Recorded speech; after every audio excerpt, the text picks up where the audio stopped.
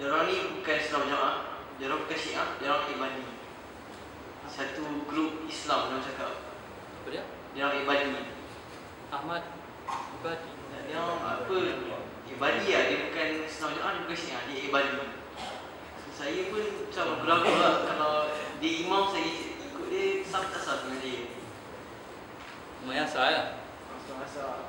Oh, tak tahu, mas tak apa lah.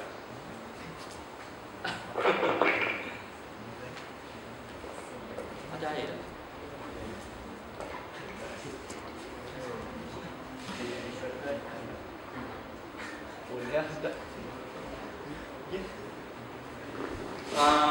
Sahabat kita tanya tadi ada mazhab Ibadi. Jadi saya sebenarnya tak tahulah mazhab Ibadi apa dia. Saya tak boleh jawab. Tapi kalau Ahmadiyah memang terkeluar dari Islam. Kalau Ahmadiyah ni berasal daripada ulama Ahmad Qadiani yang British buat satu agama baru yang tidak ada jihad. Sebabnya dia takut orang Islam ni lawan British di Pakistan. Dia pun buat agama baru nama dia Ahmadiyah. Di Ahmadiyah ni dia kata Tuhan dia Allah juga.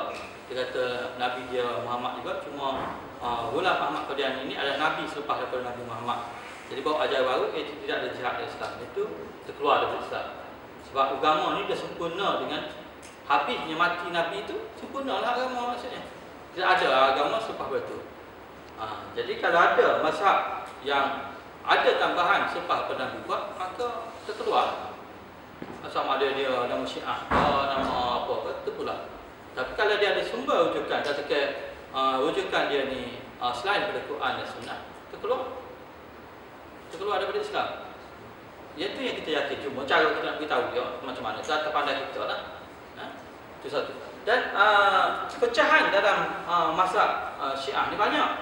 Mungkin ada yang adik-adik tengok kalau ada sambutan sebelah sini, badan ni sebelah korpot ni ada siap kamu ada nama dia apa dia sambutan tu daripada selatan Turki. Daripada selatan Turki mazhab. Itu pun terkeluar juga saya rasa, tapi kerana saya nampak flat. Ya. Dia sebenarnya dalam Islam ni mudah saja sebab sumber hukum dia mesti balik kepada Quran dan Sunnah. Kalau Quran dan Sunnah tak ada, dia nak bagi hujah sebab apa? Tak ada benda tu. Macam tu. Kalau semaya pun dia tengoklah kalau dia kata buka ahli sunnah wal jamaah, anda rasa sebab ahli sunnah wal jamaah ni dia sebenarnya ada dua school of thought. Siapa dia ahli sunnah wal jamaah? Dari sudut akidah. Dari sudut ibadah. Dia tak salah ada 4 mazhab utama dengan satu mazhab kecil. Nama apa dia mazhab kecil? So, kita tengok 4 mazhab utama yang besar. Tapi dari sudut akidahnya, ahli sunnah wal jamaah ni ada dua school of thought, iaitu Asy'ariyah dengan Salafi. Dengan Salafi. Dia pada apa dua-dua boleh pakai, tak ada masalah. Asalkan dia ahli sunnah wal jamaah. Tapi kalau nak Salafi kata dia lebih ahli sunnah wal jamaah daripada apa dia tadi? Asy'ariyah kata yang ni dia lebih sunnah wal jamaah daripada Salafi. Jadi waktu jadi pening sikit. Asalnya adalah kena kembali pada Quran Sunnah juga. Kena kembali pada Quran Sunnah. Macam tu. Tapi kalau ada di luar daripada Salafi dengan ni Asy'ariyah Maturidiyah, maka dia ada, kita tanya apa dia pegangan dia. Saya takutnya kita buat iman kat dia supaya asal 5 rakaat. Dia kita nak berhenti kau nak tambah kau apa ni gitu. Yang tu yang saya takutnya. Tapi kalau dia masih lagi berpegang Quran Sunnah, maka boleh ikutlah atas dasar sangka baik kita. Sebab tu kita pergi ke kedai, dia terhalang, kita tak boleh tanya dia. Ni siapa dia sebenarnya haji ni? Tak boleh tanya. Oh Islam ke bukan Islam? Ataupun sebenarnya dengan pisau ke dengan mesin? Tak boleh tanya benda tu. Itu dah halang, kita buat sangka. Cuma kalau kita rasa pelik, saya jangan pergi semaya. Jangan pergi solat sini. Okey, tu. Ada apa dia? Tak menjawab soalan? Tanya Ustaz. Nak tanya pasal hukum halal atau haram makan renin. Apa dia? Renin. Dia benda tu diambil dari binatang macam lembu, binatang yang bersusu. Dia ambil dia macam ada benda tu ada dalam perut keempat dalam bahagian lembu. dia ambil benda tu untuk buat keju. Jadi mining ni rasanya tak ada masalah saja. Mining tak ada masalah. Sebab dia kalau dia ambil enzim saja, enzim tu biasanya mungkin just excreted enzyme. Jadi tak ada masalah. Saya rasa keju semua ada mining kan? Dia mesti ada benda tu. Tapi kadang either boleh renin ataupun rennet. Kalau rennet tu dia sintetik. Saya tak tahu juga ada sintetik. Sudah mendalami biotech ni. Makanan abang. Tak makanan. Tapi asalnya kalau sumber tu sumber daripada binatang, seumumnya dan diambil daripada binatang, bukannya ambil excreted enzyme. Excreted enzyme tu maksudnya enzim dia keluar daripada sel dia. Kan? Keluar dari sel. Itu tak ada masalah lah. Kan? Sebab dia macam susu juga lah. Kalau keluar daripada sel. Tapi kalau enzim tu masih lagi ada sel, selular enzim, dia kena sebelah lembu. Bila kena sebelah lembu, kena ada hala dia. Macam gelatin. Gelatin ada hala dia, walaupun gelatin lembu. Kalau gelatin tak ada hala tu, biasa bukan lembu sebelah lah, sama ada babi ataupun daripada lembu yang tak sebelah.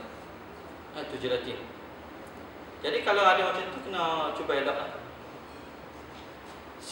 Dalam makanan ni sebenarnya mudah saja. Kita akan bincang lanjut ke mana. Tapi asalnya adalah benda yang tulis itu halal, kita tak usah tanya. Kita tak payah tanya. Kecuali benda tu kita tahu bahawa syarikat itu tipu. Yang tu kena tak boleh ambil terus lah. Kalau syarikat itu dia tulis halal, tapi kita tahu syarikat ni pernah menipu. Tak boleh ambil terus. Tapi kalau umumnya, kalau tulis halal, kita baik sangka lah. Kena baik sangka lah. Kalau nak tanya selidik habis lah, kena buat belakang lah. Biotech sekarang ni ada orang cek untuk DNA, ada DNA babi ke tidak. Tapi kalau ada DNA babi ataupun tak ada DNA babi, let's say, tidak mengatakan bahawa makan itu halal juga. Sebab ada DNA lembu, pun tak tahu lembu itu sebenarnya ke tak. Dan kalau ada agak, dia payah sikit nak cek daripada kit DNA babi. Mungkin ada agak situ. Sebab tu adik-adik tengok, kalau duk beli sini, satu yang tulis halal ke tak, kata tulis halal sesuai untuk vegetarian ke tak. Kalau dia tulis sesuai untuk vegetarian, cek ada agak ke tak. Sebab agak ni, vegetarian boleh minum juga. Boleh tak? Ada agak ke tak? Tak ada, boleh ambil lah. Sebab buah-buahan tak boleh sembelih. Boleh sembelih. Jumpa dengan binatang laut juga. Adik-adik makan binatang laut, tak masalah. Sahabat saya orang Bangladesh ni mazhab Abu Hanifah, Imam Abu Hanifah. Mazhab kita tak makan sotong. Sebab apa? Sotong ni teruk. Dia tak makan sotong. Saya tak apa. Dia beli bagi saya lah. Dan sahabat-sahabat kita belajar di Pakistan tu. Dia Pakistan ni, dia masak Imam Abu Hanifah, dia tak makan sotong, tak makan ketang, tak makan udang, tak makan semua. Jadi, bila ada tangkapan udang ketang sotong ni, budak-budak Melayu dia ambil mereka, murah lah tu. Benda tu mahal kan, kita kena lobster lah. Boleh $50 sekilo. Dia bagi murah-murah, dia nak buang lah. Itu tak advantage lah atas perbezaan ulama juga negeri kita. Salam tak?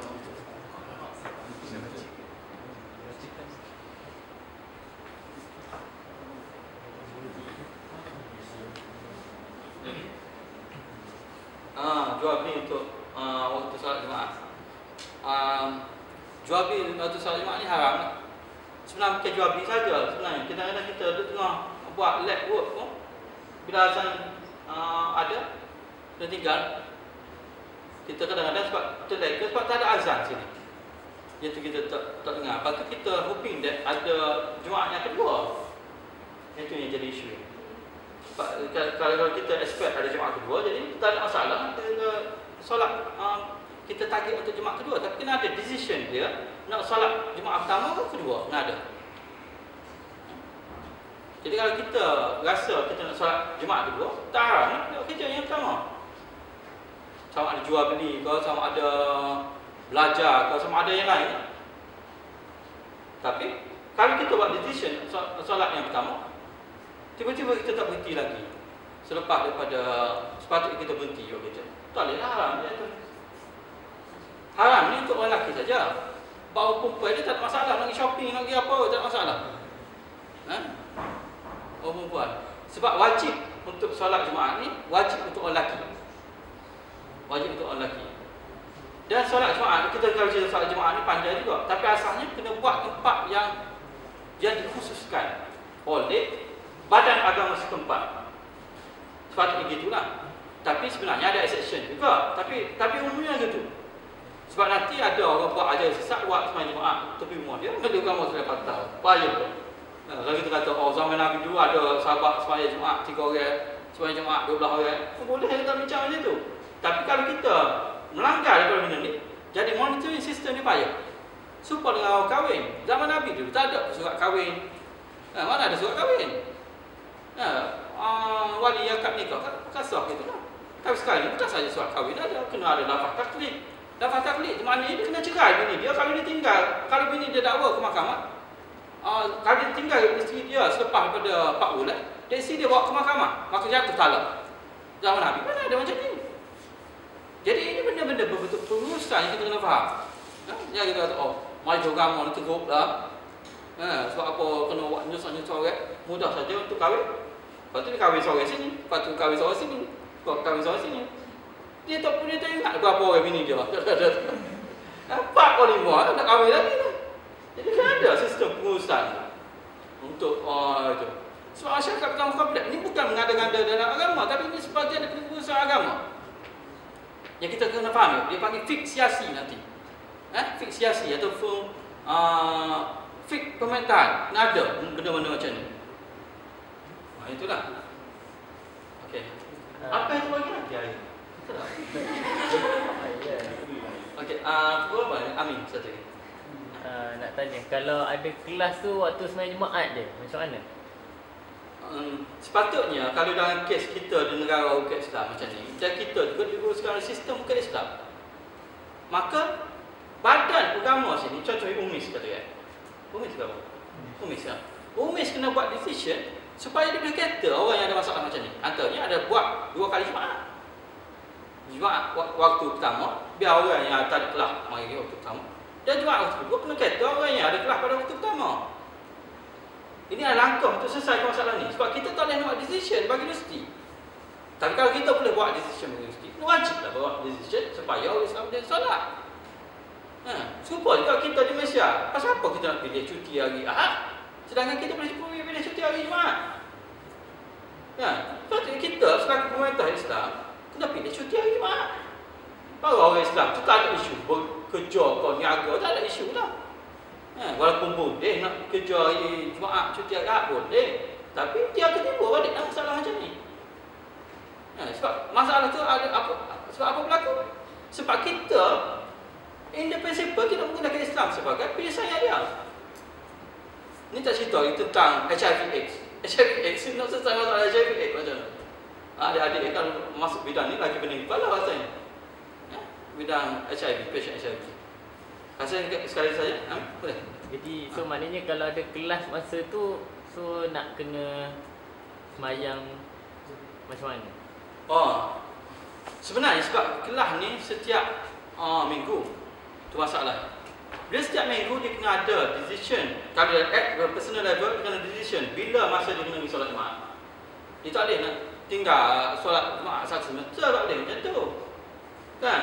Dia kena ada masa yang dia kena solat Jumaat. Atau masa dia kena rayak ke supervisor dia, masa ni aku kena pergi solat Jumaat. Supervisor tak boleh kata apa, supervisor lecturer dia kata apa lah. Itu peringkat individu, tapi peringkat individu ni tidak menyelesaikan masalah.